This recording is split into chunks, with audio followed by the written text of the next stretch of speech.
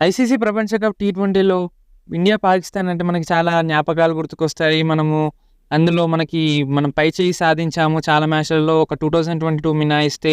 అందులో 2024 అనగా ఈ ప్రపంచ కప్ ఐసీసీ టీ20లలో మనం చాలా రసవత్తరంగా జరిగింది మ్యాచ్. ఉత్కంఠభరితమైన మ్యాచ్‌లలో మనం పై చేయి సాధించాము. ముఖ్యంగా చెప్పాలంటే ఈ మ్యాచ్ పాకిస్తానే గెలవాలి, కానీ వాళ్ళు స్వయంగా వాళ్ళే ఓడగొట్టుకున్నారు. అది వాళ్ళ మిస్టేక్స్ వల్లనే వాళ్ళు ఓడిపోయినారు. ఇండియన్ బౌలింగ్ అటాక్ అయితే చాలా మంచిగా అనిపించింది. బౌలింగ్ చేశారు. 120 టార్గెట్ అంటే ఏమో అనుకున్నాం, కానీ మంచి బౌలింగ్ చేసి ఆఖరి చివరి బాల్ వరకు వెళ్ళింది అంటే ఇండియన్ బౌలర్స్ చాలా మంచిగా చేసిండ్రు బౌలింగ్. ఈ మ్యాచ్ నసావ్ కౌంటీ ఇంటర్నేషనల్ క్రికెట్ స్టేడియంలో జరిగింది, న్యూయార్క్, యుఎస్ఏ. ఇక్కడ ముందుగా పాకిస్తాన్ టాస్ గెలిచి బౌలింగ్ ఎంచుకుంది. నేను ప్రివ్యూ వీడియోలో చెప్పాను, ఇక్కడ బౌలింగ్ తీసుకుంటారు టాస్ గెలిస్తే. ఎటువంటి సందేహం లేదు, ఇందులో పాకిస్తాన్ బౌలింగ్ ఎంచుకుంది. ఇండియా కూడా బౌలింగ్ తీసుకుంటూనే అని కెప్టెన్ రోహిత్ శర్మ చెప్పిండు. ఇండియన్ టీంలో ఎలాంటి మార్పులు లేవు. ఐర్లాండ్తో ఆడిన టీం సేమ్ అదే టీంతో పాకిస్తాన్తో ఆడింది. కానీ పాకిస్తాన్ విషయానికి వస్తే అజాం ఖాన్ బదులు ఇమాద్ వసీంని తీసుకున్నారు. అది మంచి చాయిసే, ఎందుకంటే అజాం ఖాన్ అంత గొప్ప ఫామ్లో లేడు. చాలా భారం అవుతుండు పాకిస్తాన్కి. అందుకు మనం అప్రిషియేట్ చేయాలి.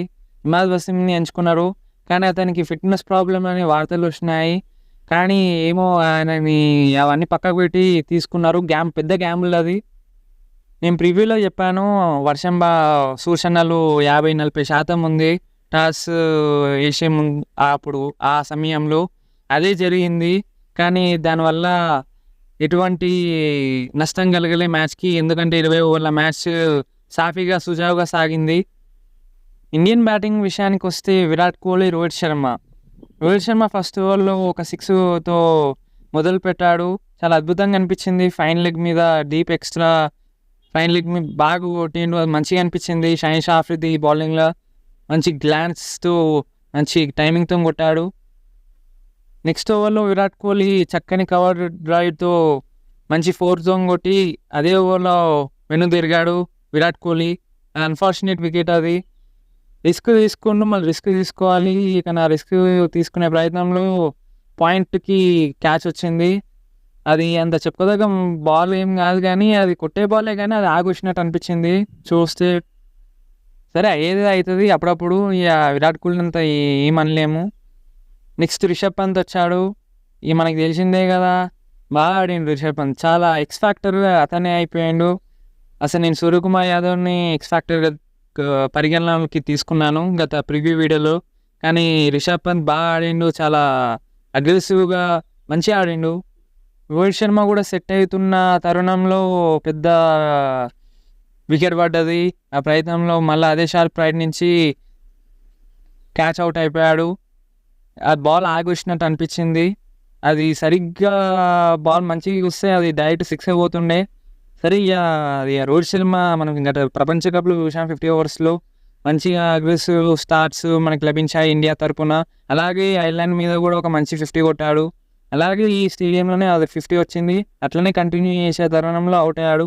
అవుతుంటే అప్పుడప్పుడు అక్షర్ పటేల్, నేనైతే ఎక్స్పెక్ట్ చేయాలి అక్షర్ పటేల్ వస్తాడని. అక్షర్ పటేల్ మంచిగానే ఆడిండు, తన వంతు రన్స్ కాంట్రిబ్యూట్ చేసిండు, అగ్రెసివ్గా ఆడిండు అనిపించింది. అంతే అగ్రెసివ్గానే ఆడాలి, అది నిర్ణయం కరెక్ట్, కానీ షార్ట్ ఎగ్జిక్యూషన్ ఫెయిల్ అయిపోయింది. రిషబ్ పంత్ మంచిగా ఆడిండు. హరీష్ రాఫ్ ఓవర్లో 3 4 కొట్టిండు వరుసగా. అక్కడ బౌలర్ మీద బాగా ప్రెషర్ పెట్టిండు. ఎందుకంటే మనకు తెలుసు పరుగులు చాలా ముఖ్యం ఇక్కడ. ఎందుకంటే ఇంత స్కోర్ వచ్చినా ఒక 100 120 దాటినా అదే చాలా పెద్ద స్కోర్ వాళ్ళకి డిఫెండ్ చేయడానికి. అందులో మనం రిషబ్ పంత్ని బాగా మెచ్చుకోవాలి, ఎందుకంటే రిస్క్ తీసుకొని ఆడాడు. సింపుల్ విషయం కాదు అది, బాగా రిస్క్ తీసుకొని ఆడాడు. ఆ రిస్క్కి మించిన క్రెడిట్ బాగా చెందుతుంది రిషబ్ పంత్కి. సూర్యకుమార్ యాదవ్ హరీష్ రావు బౌలింగ్లో ఫుల్ లెంత్ వాడిన బాల్ని స్ట్రెయిట్గా కొడదాం అనుకున్నా, అది చేతిలో బ్యాట్ తిరిగి మిడ్ ఆఫ్లో అవుట్ అయిపోయాడు. ఇక సూర్యకుమార్ యాదవ్ కూడా అగ్రెసివ్గా ఆడాలని అనుకుండు, కానీ ఆ తరుణంలో అవుట్ అయిపోయాడు. పాకిస్తాన్ కూడా ఫీల్డింగ్ మంచిగానే చేసింది. వాళ్ళకి వచ్చిన క్యాచ్లు బాగానే పట్టిండ్రు, ఫీల్డింగ్ కూడా బాగానే ఉంది. గత మ్యాచ్లు యూఎస్ఏలో చాలా దారుణంగా ఉండే. అసలు వాళ్ళు మ్యాచ్ అవేర్నెస్ ఏం లేదు, ఒక గల్లీ క్రికెట్ ఆడినట్టే ఆడినారు. కానీ ఈ మ్యాచ్లో బాగా మంచి క్యాచెస్ పట్టారు, ఫీల్డింగ్ కూడా బాగానే ఉంది. ఓవరాల్‌గా మంచిగానే చేసిండ్రు అని అనిపించింది. మొదటి 10 ఓవర్లు ఇండియా పైచేయి ఉండే. ఆ తర్వాత అసలైన మ్యాచ్ స్టార్ట్ అయింది పాకిస్తాన్‌కి. 89 ఫర్ 3 ఉండే. అప్పటినుంచి వికెట్లు టపటపా అని ఎగిరిపోయినాయి. అందులో శివన్ దుబే కూడా అసలు క్లూలెస్ ఉండే. ఒక స్లో బాల్ పడింది. అది సీదా స్ట్రెయిట్‌కి రిటర్న్ క్యాచ్ ఇచ్చిండు నజీమ్ షాకి. ఇది శివన్ దుబే అయితే క్లూలెస్‌గా ఉండే. అలాగే అమీర్ బౌలింగ్‌లో రిషబ్ పంత్ కూడా అవుట్ అయిపోయిండు మిడ్ ఆఫ్‌ల. బాబర్ అజమ్ క్యాచ్ పట్టిండు. అది క్లియర్ చేస్తే 4 పోతుండే. రిస్క్ తీసుకుండు రిషబ్ పంత్. ఎందుకంటే పరుగులు కావాలి. ఎందుకంటే ఇటు పక్కా వికెట్లు పోతున్నాయి తరుణంలో రిషబ్ పంత్ ఆ చాయిస్ ఆఫ్ మంచిగానే ఆడిండు. కానీ అది అనుకున్న ఇంటెన్షన్ అయితే ఎగ్జిక్యూషన్ ప్రూవ్ కాలేకపోయింది. ఈ హార్దిక్ పాండ్యా కూడా రిస్క్ తీసుకొని ఆడిండు హరీస్ రావ్ బౌలింగ్లో. ఎందుకంటే రన్ రేట్ కూడా మెల్లగా మొత్తం పడిపోయింది. ఆడే ప్రయత్నంలో ఫ్లిక్ షాట్ సీదా చేతిలో కొట్టిండు. పిచ్ కూడా మాయిశ్చర్ ఉండే మార్నింగ్లో, ఎర్లీ మార్నింగ్ స్వింగ్ అవుతుండే, సీమ్ అవుతుండే. మంచిగానే బౌలింగ్ అయితే 11th ఓవర్ నుంచి మంచిగా చేసిండ్రు. చాలా టైట్గా చేసిండ్రు బౌలింగ్. దానిలో మహమ్మద్ ఆమీర్ కూడా ముఖ్య పాత్ర వహించిండు. షాహిన్ షా ఆఫ్రిది ఇంకా ఇమాద్ వసీం కూడా 3 ఓవర్లు చక్కగా చేసిండు. హరీష్ రావ్ కూడా కీలక సమయంలో 3 వికెట్లు తీసుకున్నాడు. దీనివల్ల ఇండియా 119 పరుగులు చేసింది. 19 ఓవర్స్ ఆడింది. కానీ హర్షదీప్ కూడా కావాల్సిన పరుగులు కొట్టాడు. 9 పరుగులు. చాలా క్రూషియల్ అవి. ఒక్కొక్క రన్ చాలా ఇంపార్టెంట్. కానీ అన్ఫార్చునేట్గా లాస్ట్ బాల్కి రన్అట్ అయిపోయినారు. కాబట్టి ఇండియా 119కి ఆల్అవుట్ అయిపోయింది. మరో 6 బాళ్ళు ఆడి ఉంటే కనీసం 125 అన్నా 126 అన్నా పోతే బాగుంటుండే. కానీ అది జరగలేకపోయింది. దీని తర్వాత నేను ఏమనుకున్నానంటే 150 స్కోర్ పోతుందని అనుకున్నా ఫస్ట్ 10 ఓవర్లు చూడగానే. కానీ పిచ్ లేకపోతే బ్యాటింగ్ ఏమైందో ఏమో కానీ పాకిస్తాన్ అయితే కొట్టనియాలి ఇండియాని. వికెట్లు తీసినారు కీలక సమయాలలో. షార్ట్ సెలెక్షన్ ముఖ్యంగా సరిగా చూడాలి. షార్ట్ సెలెక్షనే మెయిన్ మిస్టేక్ అనిపించింది నాకైతే. కొంచెంసేపు నిలబడి ఆడి ఉంటే బాగుంటుండే. 150 140 అయినా పోతే బాగుంటుండే. కానీ అన్ఫార్చునేట్గా షార్ట్ సెలెక్షనే అనిపించింది. లేదా ఏమైందో జడేజా కూడా సింపుల్గా ఫస్ట్ బాల్లే అవుట్ అయిపోయిండు మహమ్మద్ ఆమీర్ బౌలింగ్లో. మహమ్మద్ ఆమీర్ మంచిగానే బాగా పేస్తో మంచి బౌలింగ్ చేసిండు. దీని తర్వాత నేను ఏమనుకున్నానంటే పాకిస్తాన్ సునాయాసంగా గెలుస్తుంది. కానీ దేవుడికి మనం ఇండియన్ బౌలింగ్కి మనం ఎంత పొడినా అంత తక్కువ. అంత మంచి బౌలింగ్ చేశారు. బాబర్ అజమ్, మొహమ్మద్ రిజ్వాన్ చూసి మంచిగానే ఆరంభం కాదు కానీ చూసి నిమ్మలంగానే ఆడినారు. కానీ మొహమ్మద్ రిజ్వాన్ క్యాచ్ ఇచ్చాడు. కానీ శివన్ దుబే ఫైనల్గా సింపుల్ క్యాచ్ అది డ్రాప్ చేసిండు. దీనివల్ల ఎంత పెద్ద అది చాలా కీలకమైన ప్లేయర్ అయినా మొహమ్మద్ రిజ్వాన్. వెంటనే బాబర్ అజమ్ కూడా 2 4లు కొట్టి అవుట్ అయిపోయాడు. జస్ప్రీత్ బుమ్రా అద్భుతమైన బాల్. అది ఏమన్నా బాల్ స్లిప్లా అద్భుతమైన క్యాచ్ పట్టిండు. డైవ్ చేసి సూర్యకుమార్ యాదవ్ ఆ బ్యాట్ ఫేస్ ఓపెన్ చేసిండు బాబర్ అజమ్. అసలు ఇంటెన్షనల్గానే అనిపించలే. అది ఆ బాల్ సర్ప్రైజ్ అయిపోయిండు. ఆ లెంత్ ఆ లైన్ వాడి అది ఓపెన్ చేయగానే సూర్యకుమార్ యాదవ్ ఏమన్నా అద్భుతమైన క్యాచ్. అది చాలా క్రూషియల్ క్యాచ్. అది అద్భుతమైన డైవ్ ఫార్వర్డ్ చేసి క్యాచ్ పట్టిండు. చాలా ఇంపార్టెంట్ అది. మొహమ్మద్ సిరాజ్ కూడా చాలా అద్భుతంగా చేసిండు. ఎంత మెచ్చుకున్నా అంత తక్కువ. చాలా మంచిగా చేసిండు బౌలింగ్. హర్షదీప్ సింగ్ అయినా కానీ, రవీంద్ర జడేజా 2 ఓవర్లు బాగా చేసిండు. అక్షర్ పటేల్ 2 ఓవర్లు చాలా మంచిగా చేసిండు. క్రూషియల్గా ఆ 17th ఓవర్లో అక్షర్ పటేల్ చాలా అద్భుతంగా చేసిండు. అక్కడ చాలా 4 బాల్ డాట్ బాల్స్ పడ్డాయి. చాలా ప్రెషర్ పెట్టిండు. ఉస్మాన్ ఖాన్ విషయానికి వస్తే అతను స్ట్రగుల్ అయినట్టు అనిపించిండు. కానీ వెంటనే అవుట్ అయిపోయిండు ఉస్మాన్ ఖాన్ కూడా. నెక్స్ట్ ఫకర్ జమాన్ వచ్చిండు. అని అనుకున్న డేంజర్ ప్లేయర్ ఫకర్ జమాన్. ఒకసారి కుదురుకుంటే ఏం చేయలేము. కానీ నాకు ఇక్కడ భయం అనిపించింది అంటే అక్షర్ పటేల్ బౌలింగ్లో ఒక 6 కొట్టిండు స్ట్రైట్గా డాన్సింగ్ డౌన్ ట్రాక్. మంచిగా ఆడిండు. కానీ అదే ఆడే ప్రయత్నంలో నెక్స్ట్ ఓవర్లో హార్దిక్ పాండ్యా బౌలింగ్లో ముందుకు వస్తున్నాయని తెలిసి బౌన్స్ బాల్ వేసిండు. ఆ బాల్ గ్లౌస్కి రబ్బై అద్భుతమైన క్యాచ్ కొట్టిండు రిషబ్ పంత్. చాలా ఇంపార్టెంట్ ఫకర్ జమాన్ వికెట్. ఎందుకంటే ఒక 10 బాళ్ళు 20 బాల్ ఆడుంటే మ్యాచ్ క్లోజ్గా ఏమంటారు ఆల్మోస్ట్ గెలిచే మ్యాచ్ అది పాకిస్తాన్. కానీ అది ఫకర్ జమాన్ అవుట్ అయిపోయాడు.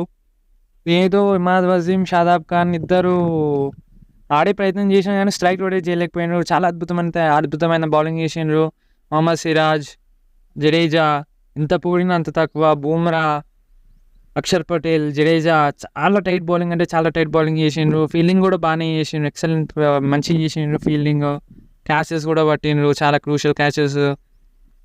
ఇమాద్ వసీం అయితే క్లియర్గా స్ట్రగుల్ అవుతుండే, ఎందుకంటే అతని ఫిట్నెస్ ప్రాబ్లం ఉంది. ఒక సింగిల్ని డబుల్ కూడా కన్వర్ట్ చేయలేకపోయిండు. మెల్లగా ఉరుకుతుండు, డైవ్ కూడా చేస్తాలే. అసలు ఆడాలని ఇంటెన్షన్ ఉందో లేదో ఇమాద్ వసీంకి.